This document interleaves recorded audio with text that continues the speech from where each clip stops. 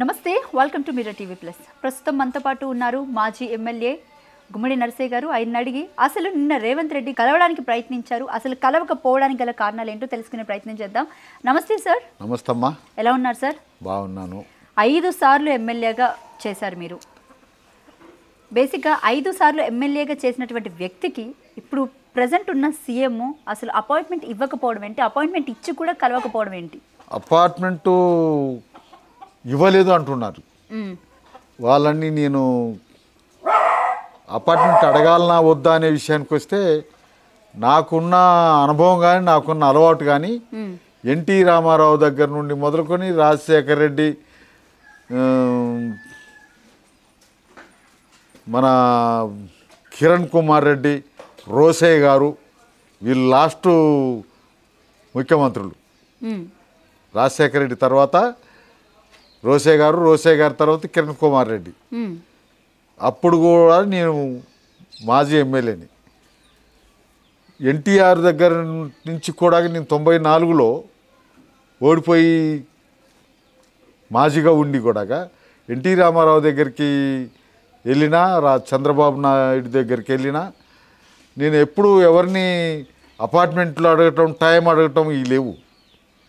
నా అలవాటు అది, నాకున్న అనుభవం అది. మరి ఈయన ఇప్పుడు అపార్ట్మెంట్ లేకుంటే వస్తే ఎట్లా ఇస్తారు, అపార్ట్మెంట్ లేకుండా వస్తే ఎట్లా పంపిస్తాం అని ఇక్కడ అధికారులు అనటం కానీ అక్కడ వాళ్ళు ఎవరన్నా కరెక్ట్ కాదు అని నేను అంటున్నా. ఎందుకంటే నాకు వాళ్ళ దగ్గర నుంచి ఉన్నటువంటి అనుభవం ఏంటంటే, నేను ప్రజెంట్ ఎమ్మెల్యేగా, మాజీ ఎమ్మెల్యేగా వాళ్ళ దగ్గరికి వెళ్ళేవాని. నన్ను చూసి వాళ్ళు దగ్గరికి తీసుకునేవాళ్ళు. అక్కడ ఉండేటువంటి సెక్యూరిటీ అధికారులు కూడా నన్ను చూడగానే నన్ను స్పెషల్గా పంపించేవాళ్ళు వాళ్ళ దగ్గరికి. మరి ఈయనకి ఏందో, నేను ఇప్పటికీ ఈయన ముఖ్యమంత్రి అయిన దగ్గర నుండి మొదలుకొని ఇప్పటికీ 5 సార్లు, నిన్నటిసారితోటి 5 సార్లు, 5 సార్లు ఇదే పరిస్థితి అనమాట. నేను నిన్న కూడా గేట్ దగ్గరికి పోతే గేట్ కాడ ఉన్నటువంటి సెక్యూరిటీ సిబ్బంది అంతా కూడా నమస్తే బాగున్నారా సార్ అంటారు, కానీ లోపలికి పోవటానికి అనుమతి లేదంటారు. నేను ఆడ ఉండగానే ఫోన్ వచ్చింది పైనుంచి, ఇక్కడ మా దగ్గర ఉన్న మనిషికి. ఆయన చెప్పిండు, వాళ్ళు అడిగి ఎవరున్నారు, ఎంతమంది ఉన్నారు అని అడిగితే అక్కడ ఉన్న వాళ్ళ సంఖ్య చెప్తూ నా పేరు చెప్పిండు. గుమ్మడి నరసయ్య గారు వచ్చిండండి, గుమ్మడి నరసయ్య గారు కూడా ఉన్నాడు అని. ఇంకేం కావాలండి? గుమ్మడి నరసయ్య గారు వచ్చిండంటే కూడా పైకి తీసుకోరా? అయినా ఇవాళ వీలు పడదు, వెళ్ళిపోమని చెప్పండి అని అన్నారన్నమాట. ఇవాళ అపార్ట్మెంట్ లేదని, అనుమతి లేదని వెనక పంపించటం అంటే నేనేమన్నా నా కోసం పోయినా, ఆయనకు జనం ఓట్లేసినటువంటి జనం సమస్యల మీద పోయినా. అంటే 5 సార్లు ఇలాగే జరిగింది అంటున్నారు. మరి ఇది వరకు ఎందుకు ఈ విషయాన్ని మీరు బయటికి పెద్దగా రానివ్వలేదు? ఇప్పుడు మేము ఇవాళ ఎందుకు అనే దానికి వస్తే, నేను దీన్ని పబ్లిసిటీ చేయలే. అక్కడ ఎవరో ఉండి ఫోటోలు తీసిండ్రు, ఫోటోలు తీసి అన్ని ఇప్పుడు మొబైల్ ఉన్నాయి కదా, మొబైల్స్ ద్వారాగా అన్నీ పోయినాయి అనమాట. అందరూ ఎక్కడ ఇప్పుడు అవన్నీ చూసి నాకు ఫోన్లు చేసి అడుగుతున్నారు. ఇప్పుడు మీలాంటి వాళ్ళు కూడా ఇదేంటండి అని అడుగుతున్నారు. ఇవన్నీ చెప్పాల్సి వస్తుంది. అట్లా నేను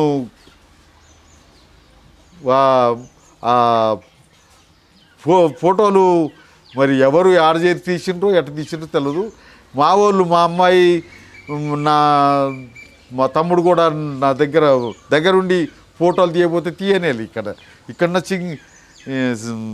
సెక్యూరిటీ సిబ్బంది ఫోటోలు తీయనేలే. ఇక్కడ ఉన్నట్టుగా ఫోటోలు తీద్దాం, ఫోటో తీసి ఇది చేద్దామంటే తీయనేలేదు సెక్యూరిటీ సిబ్బంది. మరి ఎవరో యాడుండి తీసిండ్రు ఇవన్నీ పబ్లిసిటీ అయిందనమాట. అట్లా ఇప్పుడు 5 సార్లు కూడా అట్లయితే ఎందుకు చేయలేదు, ఇప్పుడు ఎందుకు చేస్తున్నారంటే అంటే 5 సార్లు కూడా మీరు ఒకటే సమస్య మీద వెళ్ళి రేవంత్ రెడ్డిని కలవాలని ప్రయత్నించారా? బేసిక్ ఇక్కడ సీతారాం ప్రాజెక్ట్ గురించేనా వెళ్ళింది మీరు అక్కడికి? ఒక్కటే కాదు, నా సమస్యలు కొద్ది కావు. ఇక్కడ ఉన్నటువంటి ఆ గోదావరి నీళ్ళు ఇల్లెందుకు రావాలి, దాన్ని ప్లాన్ చేసి దాన్ని మంజూరీ ఆర్డర్ ఇచ్చిన రాజశేఖర్ రెడ్డి ఆ నీళ్ళని కిన్నెరసాని ద్వారా రోళ్లపాడు ప్రాజెక్టు, రోళ్లపాడు నుంచి లలితాపురం చెరువు వీడికి తీసుకొచ్చినాక ఈ ఉమ్మడి జిల్లా మొత్తం పారుతాయి అన్నమాట. పైసలు లేకుండా, ఖర్చు లేకుండా దుమ్ముగూడెం నుంచి కిన్నెరసాని నుంచి రోళ్లపాడు నుంచి వీడికి వచ్చే ఒక్క పైప్ లైన్ తోటే మళ్ళీ వీడికి వచ్చినాక మొత్తం జిల్లా పడతాయి. ఎమ్మెల్యేకి మీరు ఈ విషయాలు ఎప్పుడు కూడా అంటే విన్నవిచ్చే ప్రయత్నం చేయలేదా? హరిప్రియకి చెప్పాము, ఇప్పుడు మళ్ళీ కోరంకనకి చెప్పాము, ఇప్పుడు ఉన్నటువంటి మంత్రులకు చెప్పాము. ఇవన్నీ చేస్తూనే ఆయన్ని కలవాలి కదా, ముఖ్యమంత్రిని కలవాలి కదా అని ప్రయత్నం చేస్తున్నాం. ముఖ్యమంత్రిని కలిసేటువంటి అవకాశం దొరకటలేదు. ఈ సీతారామ ప్రాజెక్టు నీళ్ళ విషయం ఒకటేనా?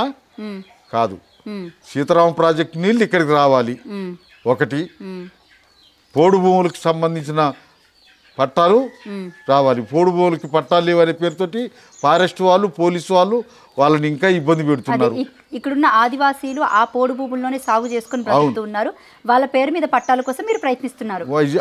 అది ఒకటి.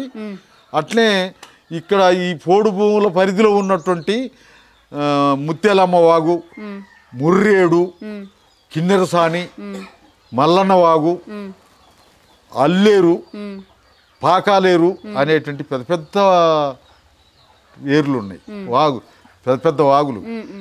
వర్షం పట్టిందంటే వర్షంలో ఆ నీళ్ళు మొత్తం పోయి గోదావరిలో వెళ్తాయి. ఈ అల్లేరు, పాకాలేరు నీళ్ళేమో కృష్ణాకి పోతాయి. ఈ కిన్నెరసాని, ముర్రేడు ఈ నీళ్ళేమో గోదావరికి పోతాయి. ఈ పోయి సముద్రంలో కలుస్తున్నాయి. వీటన్నిటిని ఇక్కడ చెక్ డ్యాములు కట్టి కొన్ని నీళ్ళు పోతాయి, కొన్ని నీళ్ళని మనం ఆపుకోవడానికి అవకాశం ఉంది. అందుకని ఈ చెక్ డ్యాములు కట్టి లిఫ్ట్ ఇరిగేషన్స్ పెడితే ఒడ్డు మిట్టలకు కూడా నీళ్ళు పోతాయి అని చెప్పి ఆ ప్రయత్నాలు చేయాలని మేము డిమాండ్ చేస్తూ ఇక్కడ ఉన్నటువంటి అన్ని పార్టీల వాళ్ళం కలిసిపోతున్నాం అనమాట. నిన్ననేమో నేను ఒక్కనే పోయినా, మా మీటింగ్ ఉంటే ఆ మీటింగ్ కోసం వచ్చి అక్కడ ఉన్నా కాబట్టి సీఎంను కలుద్దాం, నా దగ్గర కాగితాలనే కదా అని చెప్పి ప్రయత్నం చేస్తే ఆ ప్రయత్నం విఫలమైంది. అందుకనే ఇవాళ మీరందరూ నా దగ్గరికి వచ్చే పరిస్థితి ఏర్పడింది. ముందు ఇక్కడ ప్రజలందరూ ఏం కోరుకుంటున్నారనే విషయానికి వస్తే మాలాంటి వాళ్ళ ద్వారాగా తెలుసుకోవాలి. ఆయన కొన్ని తెలుసు, కొన్ని తెలవు. నాకు అన్నీ తెలుసు అని అనుకుంటాను, కానీ అన్నీ తెలవు ఆయనకి. చాలా కొద్దిగానే తెలుసు. మెజార్టీ విషయాలు మా దగ్గర ఉన్నాయి. పేదోళ్ళు ఎట్టుంటారు, ప్రజలందరూ ఎట్టుంటారు, ప్రజలకు సంబంధించిన విషయాలన్నీ ఏంటి. ఇలా రుణమాఫీలు చేస్తానంటున్నావు అంటే టేకులగూడెంకి సంబంధించి ఇక్కడ ఎవరికైనా కూడా రుణమాఫీ అయ్యింది? అసలు మీ వరకు వచ్చారా? నాకు కాలేదు. మరి ఎందుకు కాలేదు అనే దానికి సమాధానం లేదు. ఒకటి అట్లా రైతు భరోసా, రైతు బంధు అని ఆయన ఇచ్చి. అంటే మీరెంత తీసుకున్నారు రుణం? నాకు 2 లక్షల చిల్లర ఉంటుంది. మీకు 2 లక్షల చిల్లర ఉంది అంటే 2 లక్షల వరకు రుణమాఫీ అన్నారు కదా. నేనేమంటున్నానంటే 2 లక్షలు నువ్వు రుణమాఫీ అన్నావు కదా, 2 లక్షలు మాఫీ చేయి, మిగిలిన దాన్ని నా తిప్పలు నేను పడతా అంటే ఆయన ఏమంటాడు, నువ్వు 2 లక్షల కన్నా ఎక్కువ ఉంటే రుణమాఫీ లేదట. అదేంటి 2 లక్షలు 25,000 ఉండొచ్చు, 2,50,000 ఉండొచ్చు, 2 లక్షలు ఒక్క రూపాయి ఉండొచ్చు. ఎక్కువ ఉన్నది కాబట్టి మాఫీ కాదంటే ఎట్లా? నువ్వు 2 లక్షలు అన్నావు కాబట్టి 2 లక్షలు మాఫీ చేయి, మిగతాది ఏదన్నా ఉంటే మిగతాది నేను నా సాగు నేను చేస్తా. అట్లనే రైతు భరోసా, రైతు బంధు అని ఆయన 10,000 ఎకరానికి 10,000, ఒకసారి 5,000, ఒకసారి 5,000, 10,000 ఇచ్చేటోడు. మీకు వచ్చేది అప్పుడు? మాకు వచ్చేది.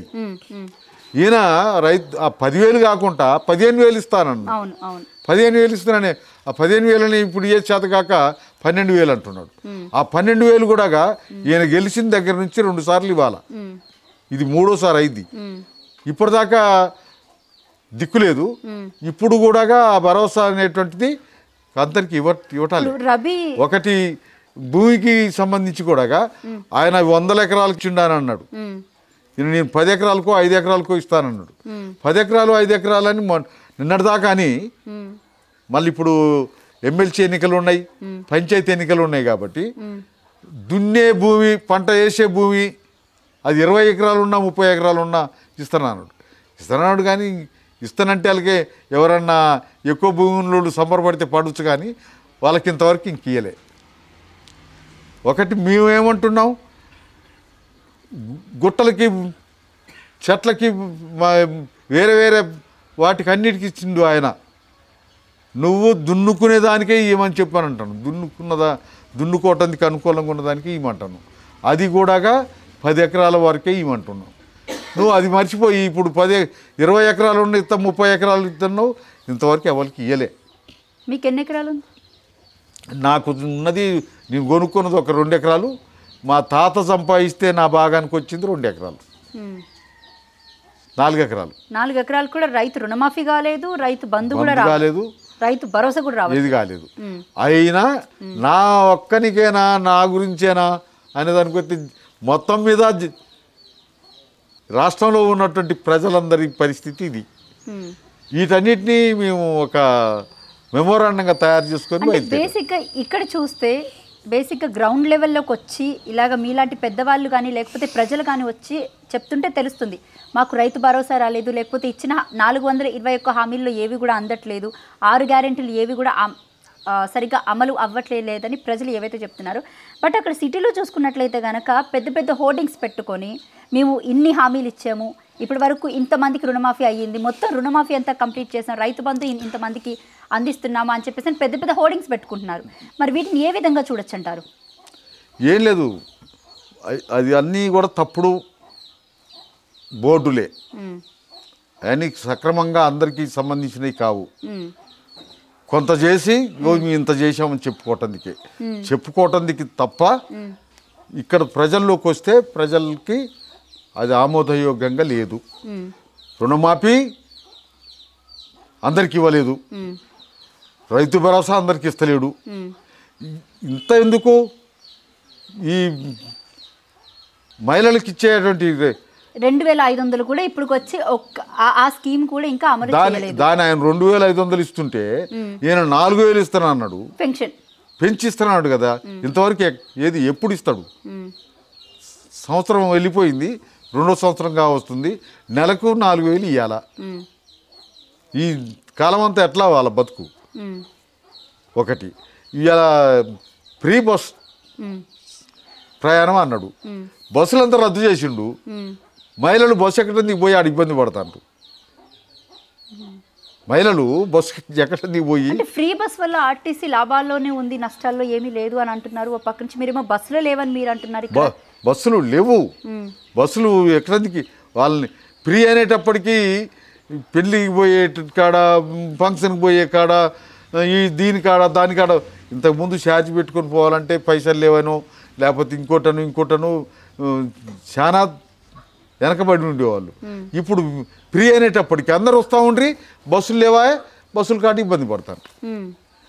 బస్సులు రద్దు చేశారు, మొత్తం 6,000 బస్సులు ఏమో రద్దు చేశారు. మరి బస్సులు రద్దు చేసి ఫ్రీ బస్సు ప్రయాణం అంటే ఎట్లా?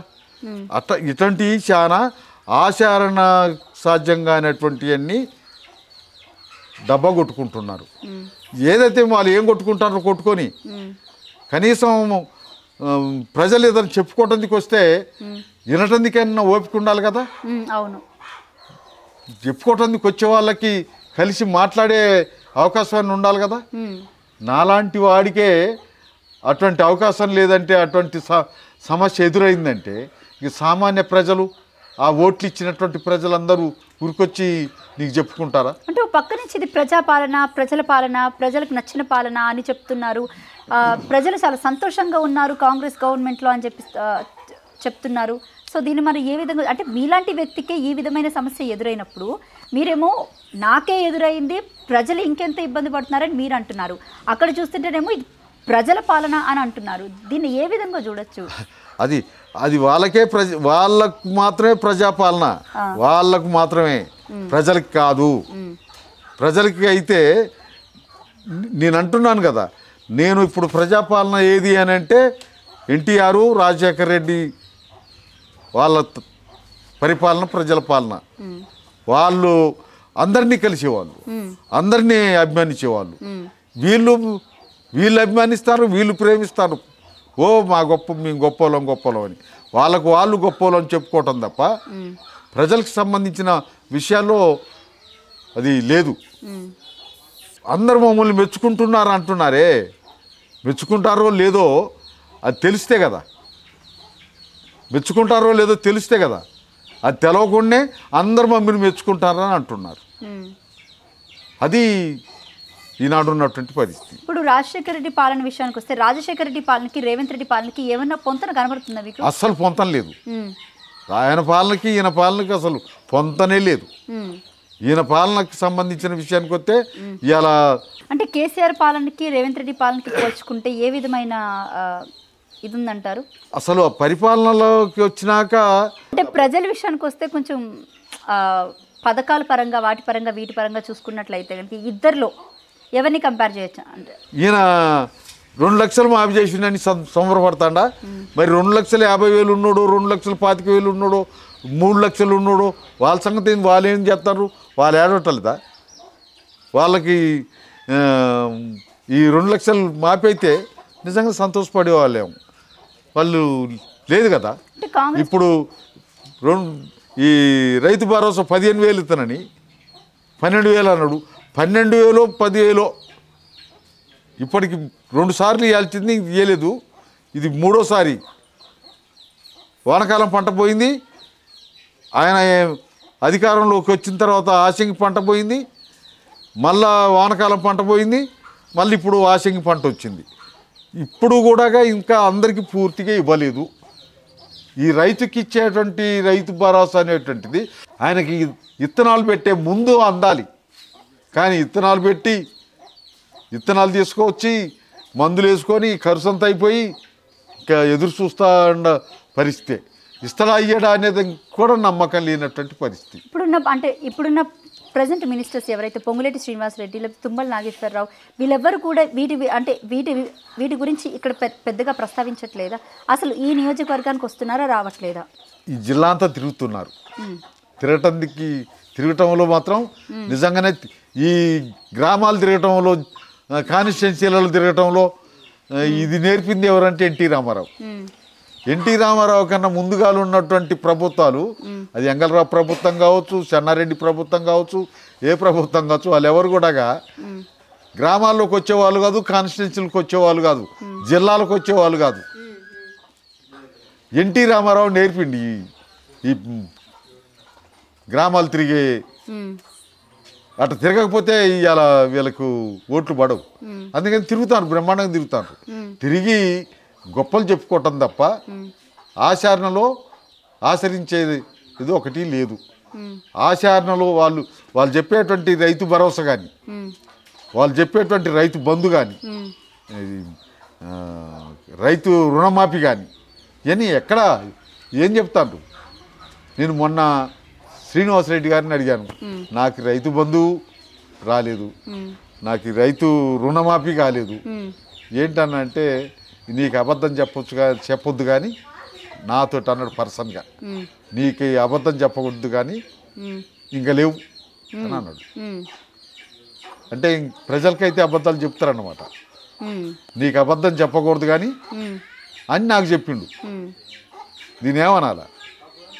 ప్రజలకు చెప్పొచ్చు కదా అబద్ధాలు, వస్తారే ఇస్తాం చేస్తామని చెప్పొచ్చుగా, అది నడుస్తుంది. అట్లా నేను నిన్న ముఖ్యమంత్రి గారి దగ్గరికి వెళ్ళి ఈ రైతు బంధు, ఈ రుణమాఫీ, ఈ గోదావరి నీళ్ళు, ఈ పోడు భూములకు పట్టాలు, వీటన్నిటినీ చెప్పడం కోసం పోతే నాకు కనీస ఆదరణ దొరకలేదు. ఆడున్నటువంటి అధికారులు కనీసం రోడ్డు మీద కూడా నిలబడితలేరు. వెళ్ళిపోవాలండి అని నెట్టేస్తూ ఉన్నారు. నేను సీరియస్ అయ్యా. ఏంటి అసలు నేను మిమ్మల్ని ఛాన్సార్లు చూసిన మీరందరూ ఇప్పటిదాకా నమస్తే అని మేము వెళ్ళిపోవాలని నెడతారేంది అంటే, సార్ మీరు మమ్మల్ని అర్థం చేసుకోవాలి సార్, మాకు అట్లా ఉంటుంది సార్, మాకు అటువంటి ఇన్స్ట్రక్షన్స్ ఉన్నాయి సార్, మీరు ఇక్కడ ఉండొద్దు సార్, వాళ్ళు బతులాడతారు. రైట్. ఇప్పుడున్న ప్రజా నాయకులకి సంబంధించి రాజకీయ నాయకులు పెద్ద పెద్ద ఇళ్లలో ఉంటున్నారు. అసలు వాళ్ళ ఇల్లు చూస్తుంటే ఇంద్రభవనాల్లాగా ఉంటున్నాయి. మీరు చూస్తేనేమో ఒక పాడుబడిన ఇల్లులా ఉంది, పాతకాలపు నాటి ఇల్లులా కనబడుతుంది మీది. అంటే ఏమనుకోవాలి దీన్ని? నేను ఇప్పుడు చెప్పాను కదా, ఇది నేను 83లో ఎమ్మెల్యేనైనా. ఎమ్మెల్యేనైనాక ఎన్టీ రామారావు గవర్నమెంట్లో 6000 స్కీమ్ తోటి వచ్చిన ఇల్లు ఇది. ఈ ఆ గోడల వరకే, ఈ గోడ కూడా కాదు, ఈ గోడ అది లేదు, పైన స్లాబ్ లేదు. నేను ఎమ్మెల్యేని అయిన తర్వాత వచ్చిన ఇల్లు అది పెంకులతోటి ఉంటే ఎట్లా అనే దాని మీద మళ్ళీ మా పార్టీ నాకు ఈ డబ్బులు ఇచ్చి పైన స్లాబ్ వేసింది. ఈ వరాండా పెంచుకోవటానికి డబ్బులు ఇచ్చింది. ఇప్పుడు మా తమ్ముళ్ళు వీళ్ళకు ఈ మళ్ళా 6000 స్కీమ్ ఇల్లు కూలిపోయిన తర్వాత రాజశేఖర రెడ్డి గవర్నమెంట్ ఇచ్చిన ఇల్లు ఇది. మా అంటే ఇప్పుడు నాయకులు ఇల్లు చూస్తుంటే మాత్రం ఇంద్రభవనాల్లో ఉంటున్నాయి. అసలు లగ్జరీ అంటే వాళ్ళ ఇల్లు లాగే. ఈవెన్ ఇంటి లోపలికి వెళ్ళాలన్నా కూడా చాలామంది సెక్యూరిటీ ఉంటారు ఇంటి ముందు. సో వాళ్ళవి ఆస్తులు ఎక్కడి నుంచి వచ్చాయని అనుకోవచ్చు. బేసిక్ అంటే చాలామంది ఎమ్మెల్యేలుగా ఉన్నప్పుడు లేకపోతే వాళ్ళ తాతల నాటి ఆస్తి, నాన్నల నాటి ఆస్తి ఉంటుంది. బట్ గెలిచిన తర్వాత మినిస్టర్ అయ్యాక కూడా నెక్స్ట్ లెవెల్ బిల్డింగ్స్ కనబడతాయి వాళ్ళ దగ్గర. దాన్ని మీలాంటి వాళ్ళందరూ అర్థం చేసుకోవాలా. వాళ్ళకి నాకు మా తాత సంపాదించిన భూమి 10 ఎకరాలు అయితే మా నాన్నకు మేము 5 అన్నదమ్ములం, 3 అక్క చెల్లెళ్ళు, నేను పెద్దోని, నా తర్వాత 2 చెల్లెళ్ళు, మళ్ళీ 2 తమ్ముళ్ళు, ఆ తర్వాత 2 తమ్ముళ్ళు, 8 మంది మొత్తం. 5 మగవాళ్ళం, 3 ఆడవాళ్ళు. 3 ఆడవాళ్ళని బయటికి ఇచ్చేసాం, వాళ్ళకేమీ ఇవ్వలేదు. ఈ తాత సంపాదించిన 10 ఎకరాలని 5 అన్నదమ్ములం తలా 2 ఎకరాలు పంచుకున్నాం. పంచుకున్న తర్వాత నేను ఎమ్మెల్యేని కాబట్టి పిఓ తోటి కలెక్టర్ తోటి మాట్లాడి 5 2 ఎకరాలలో బావులు బోర్లు పెట్టించాం. ఆ బావిలో నీళ్ళతోటి బావికి కరెంటు, బావికి మోటారు అని గవర్నమెంట్ ఇచ్చింది. వాటితోటి వాళ్ళు వస్తారు. నాకు కూడా అయ్యే 2 ఎకరాలు, ఆ 2 ఎకరాలకి బోర్ వేయించుకొని ఆ 2 ఎకరాల్లో వండేదే మా కుటుంబానికి సరిపోతుంది. 2 ఎకరాలని నేను కొనుక్కున్నా. ఇప్పుడున్న రాజకీయ నాయకులు ప్రభుత్వ నిధులన్నీ కూడా దుర్వినియోగం చేస్తున్నారు అని అంటున్నటువంటి మాట చాలామంది బయట. అలాగే ఎక్కువగా అవినీతికి ప్రయత్నిస్తున్నారు అని అంటారు. దీనికి మీ సమాధానం ఏంటి? నేను అదే అంటున్నా. అవినీతి పరిపాలన, అవినీతి పెరుగుతుంది, అవినీతితోటి సంపాదించుకుంటాను. ప్రజల్ని మోసం చేస్తున్నారు. ప్రజలకి చెందాల్సిన ధనాన్నంతా, ప్రజలకు చెందాల్సిన నిధులన్నిటినీ ఏదో రూపంగా వాళ్ళు కాజేస్తున్నారు. ఇలా నాకు 45,000 పింఛన్ వస్తుంది. నేను మా చిన్నమ్మాయి ఉస్మానియా యూనివర్సిటీలో ప్రొఫెసర్. ఆమె మా నాన్న కారులో తిరగాలని చెప్పి కారు కొనిచ్చింది. దాంట్లో డీజిల్ పోసుకోవటానికి నా పింఛన్ డబ్బులు సరిపోవట్లే. నా పింఛన్ డబ్బులు దాంట్లో డీజిల్ పోసుకోవటానికి సరిపోవట్లే. పొద్దున్న లేతే ఎటో వెళ్ళిపోవాల్సి వస్తుంది, ఎక్కడికో పోవాల్సి వస్తుంది. నేను ఇవాళ మీరు వస్తారని చెప్పి మీరు పొద్దుగాల ఫోన్ చేశారు కాబట్టి నేను పెందలకాడు వచ్చాను, లేకపోతే ఎప్పటిదాకానో ఎక్కడనో ఉంటాను. నేను ఆ పద్ధతుల్లో మేము బతుకుతాను. రైట్. పైసలు తీసుకోకుండా పైసలు ఇవ్వకుండా 5 సార్లు మేము మా పార్టీ తరఫున గెలిచామంటే ఈ ప్రజలందరూ మా మీద నమ్మకంతో మాతోటి లబ్ధి పొందిన. నేను అక్కడికి వస్తున్నాను నెక్స్ట్. అంటే బేసిక్గా ఇప్పుడున్న రాజకీయాల్లో ఎలక్షన్స్ అంటే బేసిక్గా డబ్బుతో కూడినటువంటి ఓటుకు 2000 లేదా 1500 లేదా 500 5,000. ఇక్కడ ఎంత ఇచ్చారు మొన్న ఎలక్షన్స్కి? 5,000 ఇచ్చారు. జనం అట్లా డబ్బులు తీసుకుని ఓట్లు ఇస్తున్నారు. ఇప్పుడు మళ్ళా వాళ్ళ సమస్య అంత మొబిలైజ్ చేయడానికి అంత ప్రజలు కూడా ఎందుకు అంత మొబిలైజ్ అవుతున్నారు అసలు? ఏం లేదు, ఎవడు ఏం చేసేది లేదు, మనకు డబ్బులు తీసుకుందాం ఓట్లు ఇద్దాం. డబ్బులు తీసుకోవటం తప్పు కదా అనేది వీళ్ళకి తెలుసు, డబ్బులు ఇవ్వటం తప్పు కదా అని వాళ్ళకి తెలుసు. వానికి ఓటు అవసరం, వీళ్ళకి డబ్బులు అవసరం. ఆర్థికంగా ఇబ్బందులు పడుతూ ఉన్నటువంటి వీళ్ళకి ఏదో ఇస్తే దాన్ని ఎందుకు వద్దనాలా? వాడు ఏమన్నా కష్టపడి సంపాదిస్తాడా? దోపిడీ చేసినాయి కదా, మోసం చేసినాయి కదా, ఈ పద్ధతులు సంపాదించినాయి కదా, మనం తీసుకుంటే తప్పేంటి అని జనం అనుకుంటారు. ఏదైతే జనాన్ని ఎత్తిన చేతులు పెట్టాలి, దోపిడీ చేయాలి, మళ్ళీ ఓట్లు కొనాలి, ఓట్లు కొనుక్కొని అధికారాన్ని చక్కబెట్టుకోవాలి. అధికారం లేకపోతే బతుకులేదు మనకి. అది ఈనాడు ఉన్నటువంటి థియరీ. అంటే ఇప్పుడున్న ప్రెసెంట్ ఎమ్మెల్యేలు కానీ మినిస్టర్స్ కానీ ప్రజలకు ఏమాత్రం న్యాయం చేస్తున్నారని మీరు అనుకుంటున్నారు? కొంతమేరన్నా ఏమీ లేదు, జనరల్గా నడుస్తున్నటువంటిదే నడుస్తుంది అంతే. పెద్దగా న్యాయం లేదు, లాభము లేదు, ఏం లేదు. ఆ విధమైనటువంటి ఇది ఇలా ఉన్నటువంటిది. రైట్. మీ ఇంటికి ఇప్పుడు నేను బోర్డు చూసిన సమగ్ర కుటుంబ సర్వే ఏదైతే ఉందో కులగణన సర్వే గురించి ఏం చెప్తారు? అసలు మీరు చదివారు? అవి చదివి ఆ రాసిన ఎంత ఆచరించేటి కావు కదా, అబద్ధాలన్నీ ఆడ రాసి పెట్టిండ్రు కదా. ఇలా అదే లొల్లి జరుగుతుంది. కుటుంబ సంబంధించినటువంటి కులగణన సక్కంగా చేస్తున్నాడంటే ఇప్పుడు బీజేపీ పార్టీ ఒకటి అంటుంది, బీఆర్ఎస్ పార్టీ ఒకటి అంటుంది,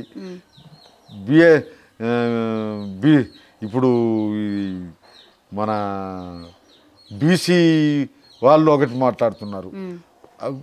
ఇప్పుడు ఈ పని చేసేటువంటి వాళ్ళలో ఆ పార్టీలో ఉన్న వాళ్ళు బాగుంది అంటాడు, బయట ఉన్నోడు బాగలేదు అంటాడు. ఇది నడుస్తుంది. అంతా తతంగం. మీదే కూడా కోయ. ఓకే. మాకు కోయకు సంబంధించిన విషయానికి వస్తే మేము బాగా వెనకబడి ఉన్నటువంటి వాళ్ళం.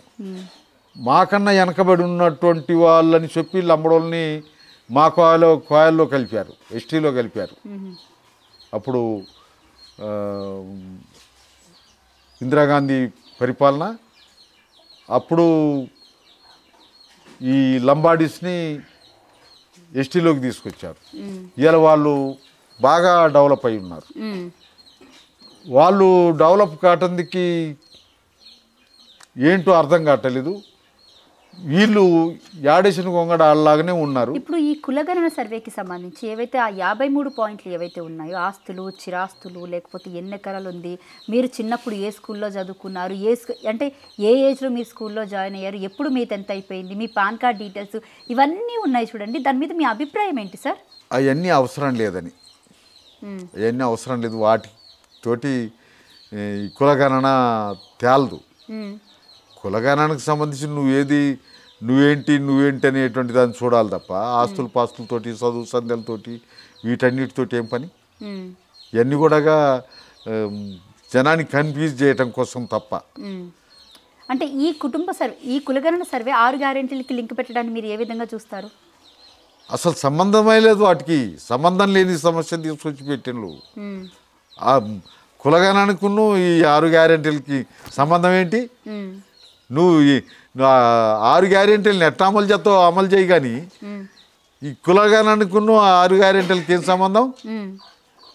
6 గ్యారెంటీలు ఖచ్చితంగా అమలు చేయాల్సిందికి నువ్వేం ప్రయత్నం చేస్తాను? ఏం లేదు, నువ్వు చెప్పుకోవటానికి ఇదంతా జనాన్ని కన్ఫ్యూజ్ చేయటం కోసమే. దాంట్లో లాభం లేదు, నష్టం లేదు. అవసరం లేనటువంటి 6 గ్యారెంటీలకి సంబంధించి తెలంగాణ రాష్ట్రం విషయానికి వస్తే అసెంబ్లీలో సీఎం రేవంత్ రెడ్డి స్వయంగా మాట్లాడినటువంటి మాట ఏంటంటే 6 గ్యారెంటీలు అమలు చేయడానికి డబ్బులు లేవు, బీఆర్ఎస్ పార్టీ చేసిన అప్పులు కట్టడానికి వడ్డీలకే డబ్బులు సరిపోతున్నాయి అని చెప్పేసి అని మాట్లాడడం జరిగింది. స్వయంగా అసెంబ్లీలో మాట్లాడడం జరిగింది. ఇప్పుడు ఆ వడ్డీలకి ఇంత ఇన్ని వేలు కోట్లు కడతానని అంటాడు. నిజమే, కట్టాల. ఆయన అప్పు చేసిపోతే, తండ్రి అప్పు చేసిపోతే కొడుకు తీర్చాల్సిందే. ఆయన చేసింది ప్రజల కోసమే, నువ్వు చేసేది ప్రజల కోసమే. ప్రజల కోసం చేసిన అప్పు మళ్ళీ తర్వాత నువ్వు వచ్చి కూడా తెరవాల్సిందే, తప్పదు. వనరులు ఏంటి అనేటువంటి చూసుకోవాలి ముందుగాలు. వనరులు చూసుకోకుండా, వనరులను డెవలప్ చేసుకోకుండా అప్పులు కడతానా, అప్పులు చేసిండు అంటే కుదరదు. అప్పులు ఇప్పుడు ఈయన చేస్తలేడా? ఎన్నికల హామీ టైంలోని ప్రజలకు ఇచ్చినటువంటి మాటలు ఏవైతే ఉన్నాయో, మేము అంత ఇస్తాం, ఇంత చేస్తాం అని చెప్పేసి ఆ టైంలో అసలు ఇప్పుడు మేము ఇన్ని హామీలు ఇస్తున్నాం, అసలు మా దగ్గర ప్రజెంట్ ఖజానా ఉందా లేదా అనేది చూసుకోకుండా హామీలు ఇవ్వడానికి మీరు ఏ విధంగా చూస్తారు? అసలు ఇప్పుడు వచ్చినాక అధికారంలోకి రావటానికేమో అన్ని హామీలు ఇచ్చినావు. ఇప్పుడు అధికారంలోకి వచ్చినాకనే అప్పులు చేసిండు, అప్పులు తీరటానికే మాకు ఇబ్బంది అవుతుందని అంటున్నావు. నీకు అప్పులున్న సంగతి ముందుగా తెలియదా? అప్పులు తీర్చాల్సిన బాధ్యత ఎవరిదనేటువంటిది నీకు తెలియదా? వాళ్ళు అప్పులు చేస్తాను, అప్పులు చేసిండ్రు కాబట్టి మళ్ళీ మనం అధికారంలోకి వస్తే ఆ భారం అంతా మనం ఏర్పడుతుందని తెలియదా? నువ్వు ఆ హామీలు ఎందుకు ఇచ్చిపోయావు? నువ్వు అప్పుడు ఇచ్చినటువంటి ఆయన అప్పులు చేస్తూ ఇచ్చిన హామీలు తప్పు. నువ్వు మళ్ళీ ఇప్పుడు మళ్ళీ అధికారం నడవాలన్నా, మళ్ళీ పరిపాలన కొనసాగాలన్నా కానీ ఎంత భారం అనేటువంటిది తెలదా? ఏం లేదు. ఎప్పుడు కొట్టే డబ్బా అప్పుడు కొడుతున్నావు, ఎప్పుడు వాడే పాట అప్పుడు పాడుతున్నావు. అధికారం కావాలి, ఎంతసేపటికి అధికారం కావాలా? అధికారంతో నువ్వు ఏం చేస్తాను అనే దానికి వస్తే ఏమీ ఉండదు. ప్రజలు ఎంతసేపు ప్రజలు మోసపోతున్నారు, ప్రజలు నష్టపోతున్నారు, ప్రజల్ని మోసం చేస్తున్నారు. 14 నెలల పాటు కాంగ్రెస్ పాలన మీరు ఏ విధంగా చూస్తారు? 14 నెలల కాలంలో జరిగింది ఏమీ లేదు, ఏం లేదు. ప్రకటించిన పథకాలని ఇంకా ప్రచారం చేసుకోవటం తప్ప జరిగింది ఏమీ లేదు. అంటే పెట్టుబడుల విషయానికి వస్తే ఏం చెప్తారు? దావోస్ వెళ్ళి 1,70,000 కోట్లు తెలంగాణ రాష్ట్రానికి పెట్టుబడులు తీసుకొచ్చామని చెప్తున్నారు. ఇంకో పక్క చూస్తుంటేనేమో మూసీ ప్రాజెక్ట్ అంటున్నారు, ఓ పక్క నుంచి చూస్తుంటేనేమో ఈ హైడ్రా అని తీసుకొచ్చారు. వీటన్నిటి మీద మీ అభిప్రాయం ఏంటి సార్? ఇప్పుడు పెట్టుబడులు పెట్టిందంటే అదేంటి, దాని ఏమంటారు? అప్పు కాదా? వాడు ఏడు పెట్టుబడి పెడతాడంటే అప్పు కాదా? అది మళ్ళీ అప్పు కిందికి వస్తుంది కదా. వాడు మళ్ళా ఆ పెట్టుబడి పేరుతోటి ఎంత సమకూర్చుకోవటానికి ప్రయత్నించాడా? వాడు నష్టపోతాడా? పెట్టుబడులు పెట్టి ఈయనకి దానం చేసి నష్టపోతాడా? పెట్టుబడి అనేటువంటిదే అప్పు. ఇంకా కొత్తగా అప్పులు తెచ్చేటివి ఉంటాయి, డైరెక్ట్ అప్పులు తెచ్చేటివి ఉంటాయి, ఇవన్నీ ఉంటాయి. ఇప్పుడు ఈ మూసీ ప్రక్షాళన అన్నాడు. మూసీ ప్రక్షాళనకు సంబంధించి కేసీఆర్ దాని ప్లాన్ అంతా చేసిండు. కేసీఆర్ దాని ప్లాన్ అంతా చేసి దీని జోలికి పోతే బయటపడలేవని చెప్పి వదిలేసిండు. అంటే బేసిక్గా చాలా లక్షల మంది ఇల్లు ఉండడం కానివ్వండి, లేకపోతే వాళ్ళందరినీ తరలించే విధం ఏదైతే ఉందో వాళ్ళని అంతమందిని కదిలించాలి, వాళ్ళని మెప్పించాలి, వాళ్ళని ఒప్పించాలి. ఇవన్నీ చేయకుండా మూర్ఖంగా మొదలు పెడితే ఎవరికైనా కోపం వద్దు, ఎవరైనా ఇబ్బంది పడతారు. అందుకనే నువ్వు ఆయన చేసిన ప్లాను, ఆయన ఎందుకు ఆగిండు అనేది తెలుసుకోకుండా నువ్వు దిగి మళ్ళా ప్రజల నుంచి వ్యతిరేకత వచ్చే పని చేస్తున్నావు. హైడ్రాకి సంబంధించినటువంటి విషయంలో కూడా అంతే. వాళ్ళు కడతా అంటే చూసుకుంటున్నారు. అప్పుడు కొన్ని కోట్లు పెట్టి కట్టుకున్నారు, వాటిని కూలగొడుతున్నావు. కూలగొట్టడానికి నీకున్న కోపం ఏందో, నీకున్న ఉద్దేశం ఏందో తెలియదు. కానీ వాడు నష్టపోతున్నాడా లేడా అనేది అనుకుంటే అక్కడ కట్టకూడదు. నిజంగానే అక్కడ కట్టకూడదు. కట్టకూడని దగ్గర వాడు కడతా అంటే అప్పుడున్నోడు ఏం చేసిండు? లేదు, అప్పుడున్నోడు ఊరుకున్నాడంటే నువ్వు ఎమ్మటే ఉన్నావు కదా, నువ్వేం చేస్తున్నావు? నువ్వు అప్పుడు అనుమతి ఇచ్చినోనికి కానీ అప్పుడు కడతంటే చూస్తూ ఊరుకొని ఇవాళ గోల కొడతారంటే కూడా కరెక్ట్ కాదు. ఇవన్నీ కూడా వాస్తవంగా ఆడ కట్టగూడని దగ్గర అనుమతి లేని దగ్గర అక్రమంగా కట్టుకున్నది ఇవి ఉన్నాయి. వాటిని ఎట్లా మళ్ళా పరిగణలోకి తీసుకోవాలనేటువంటిది లేకుండా మూర్ఖంగా మొదలుపెట్టి కూలగొడతారు. ఇక్కడ పేద ప్రజలకి ఒక న్యాయం జరిగింది, ఉన్నవాడికి ఇంకొక న్యాయం జరిగింది. పెద్ద పెద్ద బడాబాబులకి సంబంధించి ఇప్పుడు ఫర్ ఎగ్జాంపుల్ మన ఎమ్మెల్సీ పట్నం మహేందర్ రెడ్డి ఉన్నారు, ఆయన మాజీ మంత్రి కూడా. ఆయనకి సంబంధించి ఎఫ్టీఎల్లోనే అంటే చెరువులోనే ఆయన ఫామ్ హౌస్ ఉంది. దాన్నంత క్లియర్ కట్గా తెర మీద చూపించినా కూడా, అంటే బయట ప్రపంచానికి చూపించినా కూడా దాని మీద ఎలాంటి యాక్షన్ తీసుకోలేకపోయారు. కానీ ఇక్కడ ఉన్నట్లయితే చాలా మంది పేదవాళ్ళ ఇల్లు అక్రమంగా కూలగొట్టడం జరిగింది, చాలా నిర్దాక్షణంగా కూలగొట్టడం జరిగింది. ఒకరు కాదు, ఇద్దరు కాదు, కొన్ని వందల మంది, కొంతమంది అయితే సూసైడ్ చేసుకున్నారు. అది కరెక్ట్ కాదు, దాన్ని మేము ఖండిస్తున్నాం. వాస్తవంగా అది జరుగుతుంటే ఏం చేశారు, అది అంతా జరుగుతుంటే ఏం చేశారు? ఇప్పుడు కూలగొట్టి నష్టపెట్టడం కన్నా అప్పుడు జరుగుతుంటే ఏం చేశారు? ఇప్పుడు నేనున్నాను, మీరు అధికారంలో ఉన్నారు, మీరు చూడకుండా అది నడుస్తూ ఉంది. నేను అక్కడ అంత జరుగుతుంటే ఏం చేస్తున్నావు అని నిన్ను అడగాలి కదా. దాన్ని నివారించేందుకో దాన్ని ఆఫ్ చేయటందుకో ప్రయత్నం చేయాలి కదా. అప్పుడు ఉన్నటువంటి పొలిటికల్ రాజకీయాలతోటి వాటన్నిటిని నడిపించారు. ఇప్పుడు కూలగొట్టుకుంటూ ఇబ్బంది పెడుతున్నారు. అది ఒకవేళ గవర్నమెంట్కి గొప్ప పేరు వస్తుంది అనుకుంటున్నారేమో, కానీ అది ఎప్పుడు గొప్ప కాదు. ఆ పద్ధతుల్లో చేయటం సరైనది కాదు. అసలు మొన్న జరిగిన రాజకీయాలు అంటే ఎలక్షన్స్ ఏవైతే ఉన్నాయో, తీవ్ర వ్యతిరేకత ఏదైతే ఉందో బీఆర్ఎస్ పార్టీ మీద వ్యతిరేకత, అది ఖమ్మం నుంచే మొదలైందని ఖమ్మం నుంచే మొదలైంది. ఈ కాన్స్టెన్సీ అసలు మెయిన్ కాన్స్టెన్సీ అయ్యింది. ఈ ఖమ్మం కానీ, వైరా కానీ, లేకపోతే ఇల్లందు కానీ, ఇక్కడ ఈ ఖమ్మం డిస్టిక్కి ఎంటైర్ ఖమ్మం డిస్టిక్కి సంబంధించి ఇక్కడ జరిగినటువంటి ప్రచారం, మౌత్ టాక్ ఏదైతే ఉందో ఎంటైర్ తెలంగాణ మొత్తం కూడా పాకింది. అసలు ఇక్కడి నుంచే మెయిన్ రాజకీయం అనేది మొదలైందని చెప్పచ్చు. అయితే ఈ ఏదైతే వ్యతిరేకత ఉందో, ఈ వ్యతిరేకత ఇప్పుడు కాంగ్రెస్ పార్టీ ఇక్కడ బలంగా ఉందని చెప్పుకోవచ్చా? అంటే చూడొచ్చా? అంటే ఆ వ్యతిరేకత వల్లే ఖమ్మం మీద ఏదైతే ఖమ్మంలో జరిగినటువంటి ప్రచారం ఏదైతే ఉందో, బీఆర్ఎస్ పార్టీ మీద వ్యతిరేకతతోనే ఖమ్మం ఇక్కడ కాంగ్రెస్ పార్టీ నిలబడిందని చూడొచ్చు. మరి ఇప్పుడు కాంగ్రెస్ పార్టీ ఇక్కడ కఠినంగా ఉంది అంటే ప్రజలకు మంచి చేస్తుంది? అసలు మొదటి నుంచి కూడా ఇక్కడ కాంగ్రెస్ పార్టీ బలంగా ఉంది. కాంగ్రెస్ కంచుకోట ఖమ్మం. అవును, ఇక్కడ బీఆర్ఎస్ పార్టీ 14లో కానీ 18లో కానీ ఇప్పుడు కానీ కాంగ్రెసే గెలిచేది. ఒకసారి బీఆర్ఎస్లో గెలిచి కాంగ్రెస్లోకి వచ్చాడు అనుకోండి. ఇంతకు ముందు కూడా ఇక్కడ కాంగ్రెస్లో గెలిచి బీఆర్ఎస్లోకి పోయారు. కోరం కనకయ్య, హరిప్రియ, వన్మ వెంకటేశ్వరరావు, పాయ వెంకటేశ్వర్లు, శ్రీనివాసరెడ్డి కూడా. శ్రీనివాసరెడ్డి వైఎస్ఆర్ దాంట్లో గెలిచి అందరు కూడా బీఆర్ఎస్లోకి పోయారు. అట్లా కాంగ్రెస్కి ఇది బలమైన జిల్లా. ఇక్కడ మొదటి నుంచి కూడా వాళ్ళకు అది ఉంది. ఇక ఎక్కడ మొదలైంది ఏంది అనేది అనుకుంటే ఈడ కాదు, అసలు మొదలైంది వరంగల్, మహబూబ్ నగర్, నిజామాబాదు, ఇక్కడ మొదలైంది వ్యతిరేకత. అక్కడి నుంచి వీళ్ళు ఎప్పుడు ఉండేటోళ్ళే కాంగ్రెస్ వాళ్ళు ఈ జిల్లాలో. ఆ జిల్లాల్లో బీఆర్ఎస్కు ఉన్నటువంటి ఇదంతా దెబ్బతిన్నది. అట్లా చూడాలి, కానీ మనం ఈ నుంచి మొదలైందని చెప్పాల్సిన అవసరం. అంటే ఈ నియోజకవర్గానికి సంబంధించి ఇప్పుడు ఇంతగానో మౌత్ టాక్ జరిగింది, లేకపోతే ఇంత పెద్ద ఎత్తున ప్రచారం చేసినప్పుడు, కాంగ్రెస్ కంచుకోట అయినప్పుడు, ఇక్కడి నుంచి ఇద్దరు మంత్రులు ఉన్నారు మనకి, పొంగులేటి శ్రీనివాసరెడ్డి కానీ లేకపోతే తుమ్మల నాగేశ్వరరావు కానీ.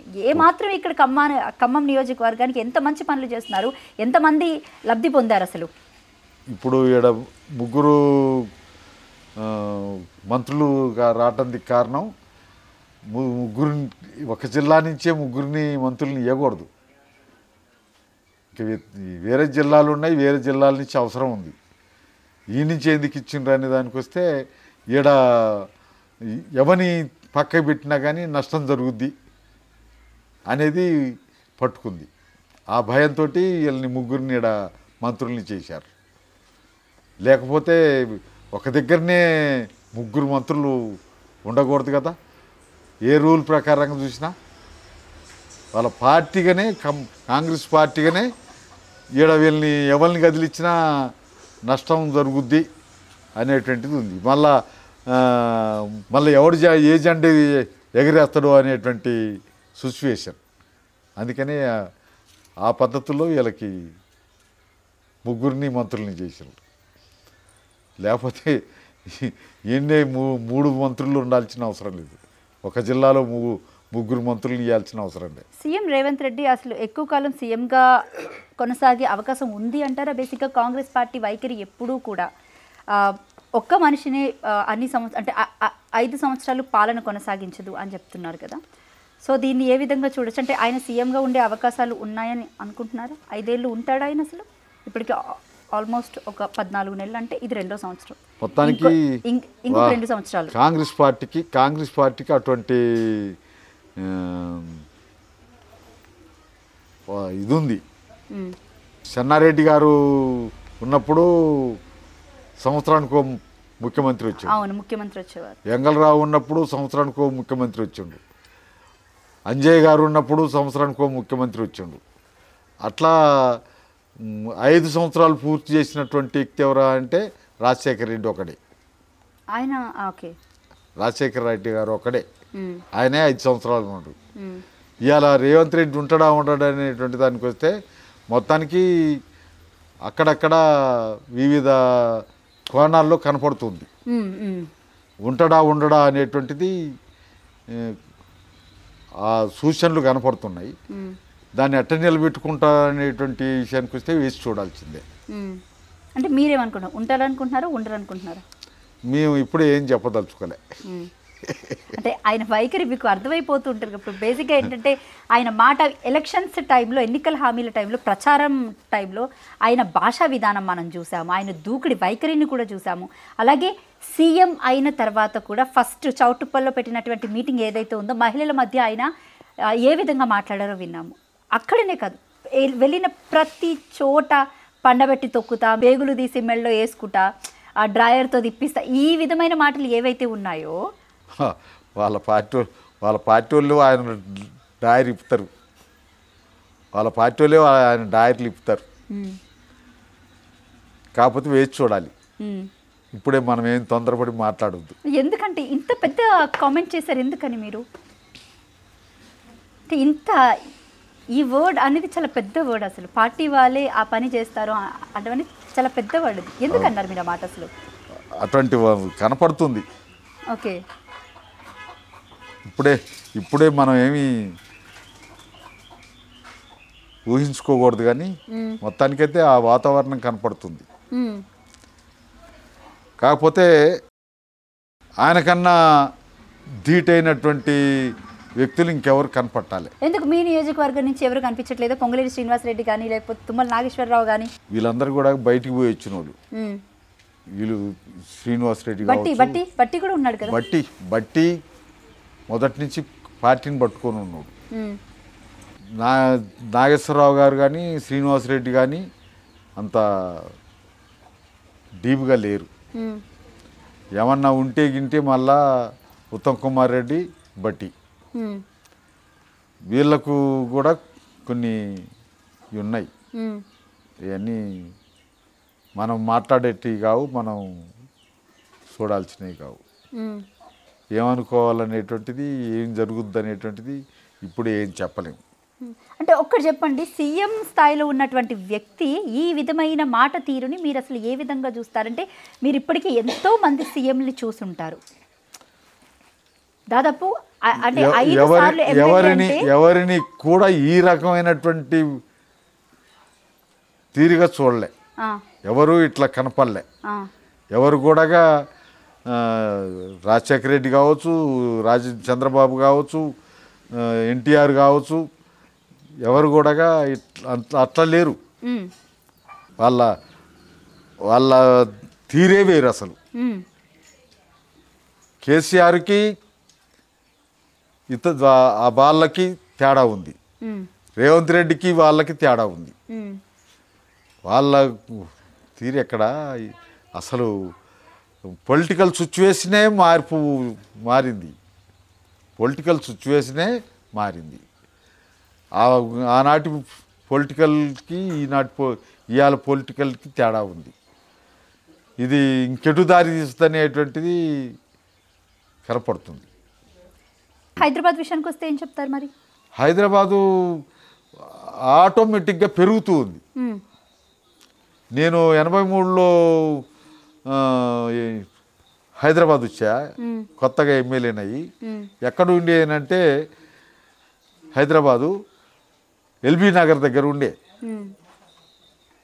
అది ఇవాళ ఎక్కడికి వచ్చింది? సౌటుపల్ దాకా వచ్చింది. ఆ రకంగా అది పెరుగుతుంది, ఆటోమేటిక్గా పెరుగుతుంది. అది ఎవరు పెంచుతారు ఏంటిదనే దానికి వస్తే చుట్టుపక్కల వాళ్ళ, మరి ఇతర దేశాల వాళ్ళ, ఇతర రాష్ట్రాల వాళ్ళ, ఎవరైతే మొత్తానికి అక్కడికి పబ్లిక్ వస్తున్నారు, అది పెరుగుతూ ఉంది. ఇక్కడ గవర్నమెంట్గా ప్రభుత్వంగా పెంచిందేం లేదు, ప్రభుత్వంగా అక్కడ జరిగేది ఏం లేదు.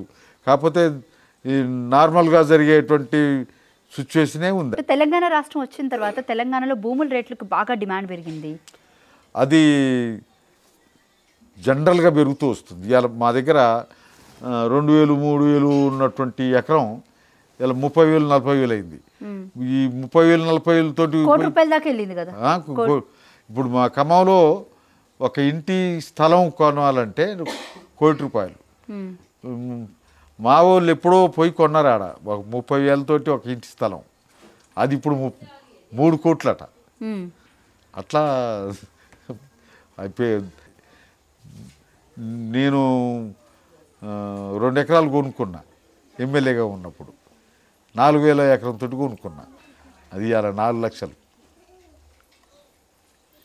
నేను అమ్ముకుంటున్నా, నాకు ఆ 4 లక్షలు వస్తాయనే కాదు, మొత్తానికి ఆ స్థాయిలో రేట్లు పెరిగినాయి. రైట్ సార్, ఒకటి చెప్పండి నాకు, పార్టీ ఫిరాయింపుల గురించి ఏం చెప్తారు? ఇప్పుడు రీసెంట్గా కాంగ్రెస్ ప్రభుత్వం వచ్చిన తర్వాత దాదాపు బీఆర్ఎస్ పార్టీ నుంచి 10 మంది ఎమ్మెల్యేలు ఫిరాయింపు జరిగింది. సో ఎవరైతే ఆ పార్టీ మారిన వాళ్ళ మీద కేసు వేయడం కూడా జరిగింది. త్వరలో ఉప ఎన్నిక కూడా రాబోతుంది అంటున్నారు. సో ఈ పార్టీ మార్పుని మీరు అసలు ఏ విధంగా చూస్తారు? ఒక రకంగా అది విలువలు లేని వ్యవహారాలు. విలువల్ని పోషించే వాళ్ళు అయితే అట మారరు. సచ్చినా బతికిన ఒక పార్టీతోటే ఉంటాడు. ఏం వచ్చింది, ఎందుకు మారిండు అనే దానికి వస్తే ఎక్కడ అవకాశం ఉంటే అక్కడికి పోయి బతుకు తిరిగే వ్యవహారాలు అవి. అది ఇప్పుడు ఇలా కాంగ్రెస్ నుంచి బీఆర్ఎస్లోకి పోయినాడు కానీ, బీఆర్ఎస్ నుంచి కాంగ్రెస్లోకి వచ్చినాడు కానీ, ఎక్కడ అవకాశం ఉంటే అక్కడికి పోవటానికి చూసే వాళ్ళు తప్ప వాళ్ళకు విలువలు లేవు. విలువల్ని చూడరు వాళ్ళు, ప్రయోజనాలని చూస్తారు. ఎక్కడ ప్రయోజనం ఉంటే అక్కడికి వెళ్తారు. ఇలా బీఆర్ఎస్ అధికారంలో లేదు కదా, కాంగ్రెస్ అధికారంలో ఉంది కాబట్టి కాంగ్రెస్లోకి వచ్చి ఏడున్న అవకాశాలన్నింటినీ వినియోగించుకుంటారు. సర్పంచ్ ఎన్నికల టైంలో ఇక్కడున్న పరిస్థితులు ఏంటి అంటే, కాంగ్రెస్ పార్టీకి మళ్ళీ ఓటేసే అవకాశం ఉంది అంటారా? మీ టేకులగూడెం విషయానికి వస్తే, మీ టేకులగూడెం తాండా విషయానికి వస్తే ఏం చెప్తారు? మా టేకులగూడెంకి వస్తే మా వాళ్ళు ఎవరికి ఓట్లు వేయరు. మా ఓట్లు మేము వేసుకుంటాం, మా పంచాయతీని మేము గెలుచుకుంటాం. మేము ఒక పార్టీతోటే ఉంటాం, ఆ నక్సలైట్ పార్టీతోటే ఉంటాం.